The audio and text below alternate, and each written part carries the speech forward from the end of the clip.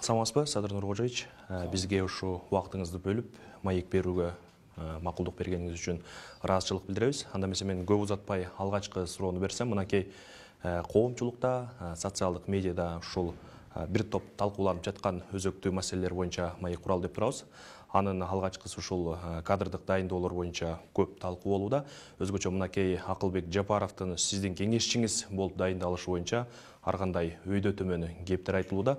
Сиз деги эле ушул маселеге кандай комментарий берет элеңиз? Акылбек Жапаров менден кызмат сурап келген жок. Акылбек Жапаровду мен өзүм чакырдым. Премьер-министрликке шайланган күнүн эртеси күнү мен өзүм чакыртып, аны ошо финансы жагынан, экономика жагынан мен кеңеш сурайын деп чакырганмын. Анткени мен анын 2 жолу депутат болуп иштешкенбиз аны менен. Анын мүмкүнчүлүктөрүн билем, билимин билем. Ошондуктан мен өзүм чакырып кеңешин сурап турганмын. Анан эми баягы социалдык тармактарда эл арасында ушундай аябай катуу талкуу болуп аткан экен. Баягы Акылбек Жапаровду алып алыптыр, эскилерди жыйнап алыптыр дегендей. Мейли эскиби, жаңыбы, Акаевчибы, Бакиевчиби, Атамбаевчиби, Жээнбековчиби, мейли ким болбосун, билими болсо, кеңеши болсо, мен түз элдин, мамлекеттин кызыкчылыгы үчүн сураганга менин акым бар аган. Анан Акылбек Жапаров жанымда жүрсө эле ал мындай ошол бойдон ошол жерде жанымда калат, же болбосо ал мени бир ары бас, бери бас деп башкарып атат деген кеп эмес аны. Менин жанымда ким жүрбөсүн? Акылбек Жапаров жүрөбү, же болбосо менин бир тууганым жүрөбү, же досумдун досу жүрөбү, ким болбосун коррупцияга аралашкан маселеси боюнча жоопко тартылат. Албетте анын коррупциялык иштери дагы бар. Аны дагы эл да билет, мен да билем жакшы. Ал боюнча сөзсүз жооп берет.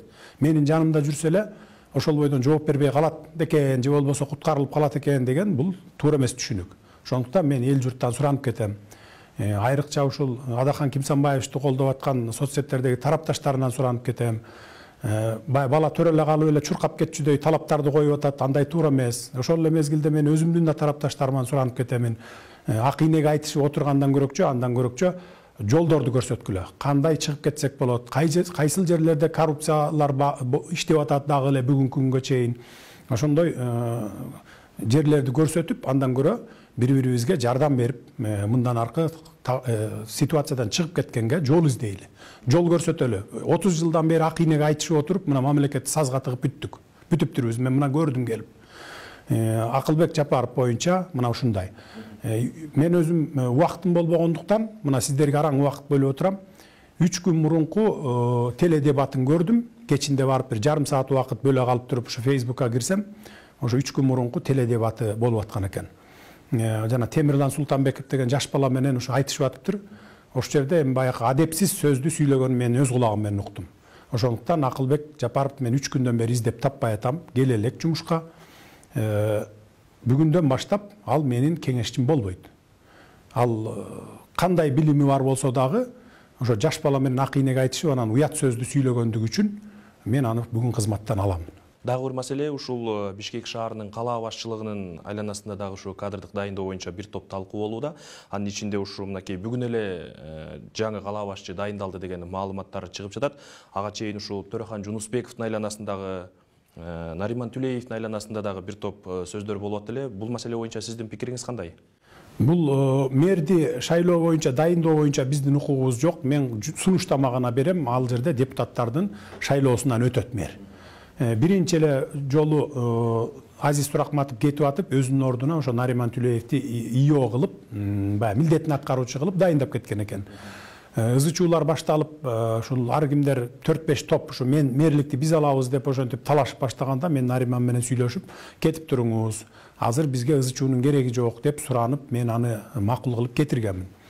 Андан кийин ушу дагы деле болбой, ошол эми азыр билесиздер да, майлуу жерде эле талаша берет экен да, мен барып мэр болом деп, өзүнүн мындай мүмкүнчүлүктөрүн, ошол жерди тартып кете аламбы же кете албаймбы деген мындай бир өзүнө ишеним жокпу, барбы, анысына карабай эле мен мэр болом дей берет экен да. Анан кийин ошентип ар кайсы топтор талашып аткандыктан, ызычуу болуп аткандыктан мен кечээ күнү Балбак Түлөбаевди алып келип, мурда ошол жерде руководитель аппарат болуп иштеген, ошол кишиге сунуштама жибердим. ИО болуп, депутаттар жаңыдан шайланып келип, кайра мэрди официалдуу түрдө шайлап алганга чейин ИО болуп Балбак Түлөбаев отурат. Бүгүн ошо маселе чечилди. Аэропорт боюнча аны мен дайындабайм. Үсөн Сыдыковдун баласы Бакыт Сыдыковду мамлекеттик мүлк мекемеси фонду директор кылып дайындаган экен. Ал жөнүндө дагы ызы чуу болгон. Мен аны чакырып, кабинетиме чакырып алып сүйлөшкөнмүн. Кетиңиз дегенде ал 10 күндүк убакыт сураган. Азыр 5 күн өттү. Кандай убакыт сурады? Баягы аэропортто сол чөнтөккө түшүп аткан акчалардын бардыгын биз аныктап билдик. Ошолорду мурда ал өзү аэропортто иштеп кеткен, жакшы билет экен. Ошолордун бардыгын мамлекеттик казынага 10 күндүн ичинде баланча сумма түшүрүп беремин. Эгер түшүрбөсөм, анда мени кетиресиз деди. Мен айттым, анда жөн кетпейсиң, анда сөзсүз түрдө жазага тартылып кетесиң деп мен талапты койгонмун. Андан бери 5 күн өттү, дагы 5 күндүк убактысы бар. Ал боюнча аны дагы маселесин чечебиз. Садыр Нуркожоевич, дагы бир бага көп талкууланып жаткан сөздөрдүн бири бул мынакей сиздин дарегиңизге айтылып, сөздөрү эки ача чыгып жатат деген өңдүү пикирлер айтылууда. Мисалы үчүн, ушул сиз алгач кызматка киришип жатканда, мынакей толкундоолордон кийин кызматка киришип жатканда, биз мыйзам талаасынан чыгып кетет экенбиз. Алгач парламенттик шайлоону өткөрүп, андан кийин анан президенттик шайлоону өткөрөбүз деген таризде сүйлөдү эле. Азыр болсо мынакей парламенттик шайлоо жылып, биринчи президенттик шайлоо өтүп, андан соң жанагындай конституциялык реформалар өтүп, андан кийин гана парламенттик шайлоого барабыз деген сөздөр айтылууда. Бул боюнча сиздин оюңуз кандай? Ооба, ал мойнума алам. Биринчи айткан сөзүм менен кийинки кылган ишим эки ача чыкканын мойнунга алам. Анткени мурдакы мыйзам боюнча, конституциялык мыйзам боюнча, шайлоолор мыйзамы боюнча, эгерде шайлоолордун жыйынтыгы жокко чыга турган болсо, мурунку шайлоолордун, анда баягы досрочный шайлоо 45 күндө болот деп турат. Ошондо бизде декабрда болуш керек эле. Ал мыйзам күчүндө турганда мен айткамын, макул, мыйзам талаасынан чыкпайлы, ушул бүгүнкү мыйзам менен декабрда шайлоого баралы. Анан жаңы парламент келип, баягы реформалар жасасын, конституциялык реформаны, жанагыдай мамлекеттик түзүлүштү, ушуларды оңдойлу деп айткан болчумун. Ал күнү айтып, бирок мен келип ойлондум. Мына ушул 120 депутаттын айынан, ушу партиялык система менен шайлоо болгондун кесепетинен эл дүрбөлөңгө чыгып, 3-чү революцияны кылды да, бийлик алмашты да, туурабы? Анан мен элге программамды көптөн бери, 8 жылдан бери, 7 жылдан бери айтып жүрөмүн. Биздин Мекенчил партиясы шайлоого катышканда дагы айткан, биз бир мандаттуу округ менен шайлоо кылабыз, президенттиктин башкаруу кылабыз, анан курултай системасын киргизебиз деп, биздин программабызда дагы шайлоодо 1 ай бою камчыбек ташыйып айтып келген, эсиңиздерде болсо. Биздин ошо программабыз ошондой болчу, долбоорубуз. Анан кийин ойлонуп туруп, элге ушундай деп айтып, дүңгүрөтүп, баарын Кыргызстанга айтып жүрүп, анан кийин келип туруп, кайра ушу башкача мурунку эле эски жол менен кетсек эл эмне дейт деген пикирге келдим дагы, ойго келдим дагы. Анан депутаттар менен сүйлөштүм.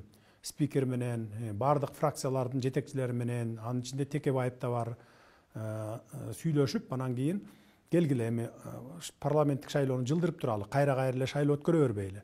Жылдырып туруп, анан конституциялык реформаларга баралы, башкаруу системаны оңдойлу, андан кийин анан шайлоо кылалы деп макулдашып, баякы мыйзамды кайра башка жаңы мыйзам кабыл алып, жогорку кеңеш баягы мыйзамды жокко чыгаруу боюнчачы, ошол 45 күндүн ичинде шайланыш керек дегенди жокко чыгарып, июнга чейин деп баягы убакыт жазып көрсөтүп, 3 окуудан кабыл алып келди, мен кол койдум, күчүнө кирди. Кыскасы мындай ток этер жерин айтканда, мыйзам талаасынан мен чыккан жокмун. Мен мыйзам талаасынан чыга турган адам эмесмин, дайыма мыйзам жолу менен келгем, мыйзам жолу менен кете берем. Дал ушул шайлоо темасына улай эле, ушу парламенттик шайлоо июнга чейин жылып кетти, дээрлик 7-8 ай ары жылып атат деген пикирлер айтылууда. Бул боюнча ушул маселеге кенен токтолсоңуз, анан президенттик шайлоо боюнча мынакей Борбордук шайлоо комиссиясы 10 январга шайлоону дайындап атат. Буга сиз катышасызбы? Кандай? Парламенттин ал июнга чейин жылып кетиши деген, эгерде Кудай буйруп 10 январда шайлоо өтүп, таза өтүп келе турган болсок, анда март-апрелде деле шайлоону өткөрөбүз, парламенттик шайлоону. Ага чейин ошо баш мыйзамдын долбоору даяр, конституциялык кеңешме менен өткөрөбүзбү же парламент менен өткөрөбүзбү, аны эл менен талкуулап, чечимге келебиз, бир чечимге. Андан кийин анан шайлоолорду өткөрөбүз. Ошо жасап бүтүп алгандан кийин реформаны. Шайлоого болсо, мыйзам түрүндө негизи мен милдетин аткаруучу, президенттин милдетин аткаруучулук премьер министрликти өткөрүп берип, анан шайлоого катышканга акым бар. Мен жөнөкөй жаран катары, мисалы сиз катышсаңыз, сиз катары эле сиз менен кошо мен дагы ошо катышканга менин укугум бар. Мурдакы президенттерди билесиздер, эки жолку революция болгондо экөөндө тең ИО президенттер ошо ИО болуп туруп, кызматын таштабай туруп барган. Анан ошонун баарын унутуп калып эле, мага келгенде эле жок бул деген таштап барыш керек деп бакырып чыгып атышпайбы? Бирок бүгүнкү мыйзам боюнча дагы, конституция боюнча да таштап барыш керек. 2016-жылы Атамбаев референдум өткөрүп туруп баш мыйзамды өзгөртүп салган, ал жерде таштабай да бара берсе болот болчу. Бирок ошол 2016-жылкы мыйзамда дагы туура эмес өткөн, мыйзамсыз өткөн. Бир жалгыз Атамбаев өзү өзгөртүү киргизип туруп эле референдумга коюп өткөрүп алган. Аны ушулардын кыйкырып жүргөндөрүнүн бирөө айткан эмес. Бүгүн да бирөө да унчукпайт. Анан мыйзамдуу түрдө конституция менен кетип атсаң, мыйзамдын жолдору менен кетип атсаң, эптеп эле бут тозуп, эптеп эле жыгайын деген эле күчтөр пайда болуп, жанакы кара пиарларды уюштуруп атышат. Бирок мен ага караган жокмун. Мен өзүмдүн гана түптүз жолум менен кете берем, мыйзамдуу жолу менен. Мага канчалык бут тоз болсун, баары бир анын баарынан басып өтөбүз, Кудай буйрса. Дагы бир токтоло кетүүчү жагдай, мынакей ушу октябрдын 5-нен кийинки толкундоолордо мына Коопсуздук кеңешинин төрагасы катчысы кызматтан алынып, анын ордуна мына Кеңешбек Дүйшөбаев 14-октябрда дайындалды эле. Ал киши дагы мынакей кечээ күнү кызматтан кетүү тууралуу арызын жазган экен. Бүгүн эле ушул анын ордуна Коопсуздук кеңешинин катчысына генерал-майор Мусаевдин дайындалгандыгы тууралуу маалымат чыкты. Деги эле ушундай кадрдык алмашуунун бүгүнкүдөй учурда зарылчылыгы бар беле? Эми Кеңешбек Дүйшөбаев бул пенсиядагы адам. Анан бул биринчиден, экинчиден анын Коопсуздук кеңешинин башында отурганга моралдык укугу жок. Ошондуктан алмаштырдым. Анткени ал 2010-жылдагы апрель окуялары боюнча, андан кийин түштүктөгү окуялар боюнча, Коогалаң боюнча жооп бериш керек. Анткени ал улуттук коопсуздук кызматынын башчысы болуп отурган ошол мезгилде. Чараларды алдын ала көргөн эмес. Бул дагы териштирилет, ал жоопко тартыла турган адам. Анан кантип Коопсуздук кеңешинин башында туруш керек ал? Ал эми Мусаевдин келиши боюнча? Ал бул генерал-майор өзү, бул аскер адамы. Муну мен ошол жаш, тажрыйбасы мол, ошол Коопсуздук кеңешин алдыга сүйрөп алып кете алат деп, баардык жагынан ошо мурда ушул биз баягы стратегиялык өнөктөш мамлекеттер менен иш алып кете алат деп ишенип туруп койдум аны. Дүйшөбаев мынакей бүгүн эле ошо маалымат жыйынын уюштуруп, айрым баягы учурлар боюнча, фактылар боюнча кенен маалымат берди. Анын ичинде ошо бажы кызматынын мурдагы төрага орун басары Раим Матраимовдун, Крим чөйрөдө аты айтылып жүргөн Камчы Көлбаевдин кармалышын спектакль деп атады. Сиз бул боюнча оюңуз кандай? Дүйшөбаев 30 жылдан бери күч органдарында иштеп келатат. Өзү генерал наамы бар. Кенедей сержанттан бери өсүп келген адам өзү. 30 жылдан бери, 40 жылдан бери ушул Союз мезгилинен бери күч органдарында жүрөт. Бирөөнү камап ушу бир тыйын пайда келтириптирби мамлекетке? Сиз барып ошонун өзүнөн сурап көрүңүзчү ошо Дүйшөбаевден. Сиз ошо шоу болсо дагы уюштуруп, ошо алып келип миллиарддарды, миллиондорду төктүрүп көрүптүрбү? Кустуруп. Ушу 30 жыл, 40 жыл ушу иш тажрыйбасында ошонун өзүнөн сурап көрүңүзчү барып. Мен сизге ошондой суроо берет элем да. Бул менен эле бүтпөйт. Камоолор, кустуруулар буну менен эле бүтпөйт. Дагы толтура уланат. Азыр дагы 1 айлык убакыт бергенбиз. Бардыгына өзлөрү баягы коррупционерлер билет. Азыр алып келип өзлөрү добровольно төгүп аткандар дагы бар. Болду, мына мен ушул жерден ушунча урдап койдум элем, ушуну төгөйүн болду. Мындан кийин мени тиги чыкыра көрбөгүлө деп. Ушинтип өзлөрү, биз мисалы күч органдары чыкырып аткан жери жок. Мен жарыя кылгандан кийин келип төгүп аткандар бар. Мунун бардыгын биз айдын жыйынтыгы, жарым жылдыктын жыйынтыгы менен бардыгын жарыялайбыз. Анан азырынча ошол баягы элдин ичинде, эл арасында социалдык түйүндөрдө мындай сын пикир айтпай, андан көрөкчө ошол суроолорду берип, биз эмне иш кылып атабыз, ошол суроолорду берип турса жакшы болот эле да. Жасап аткан ишке сынчы көп болот экен да, сынчы. Бирок биз ар бир жасап аткан ишибиз мен жеке кызыкчылыгым үчүн эмес, же болбосо бир жакындарым кызыкчылыгы үчүн эмес, жалпы мамлекеттин, элдин кызыкчылыгы үчүн жасап атам. Мындан ары да жасай берем. Убакыт көрсөтөт, убакыт далилдейт. Биздин туура иш алып баратканыбызды убакыт далилдеп коет.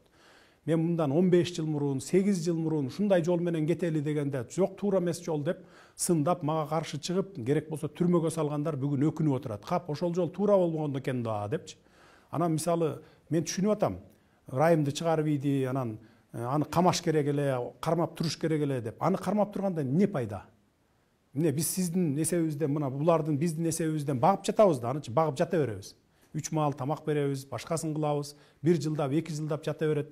Андан көрө миллиардтарды төгүп атпайбы ал, төксүн да. Азыр бул башталышы гана, азыр тергөө иштери жаңыдан башталып атат. Аягына чыгат, аягына чыккыча дагы далай миллиардтар болот дегендей да.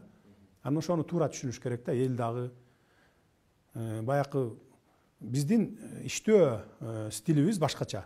Биз эптеп эле барып камап баарын эле деги түрмөнү толтуруп, анан кийин мына биз деп бир атак даңк алалы деген максат жок.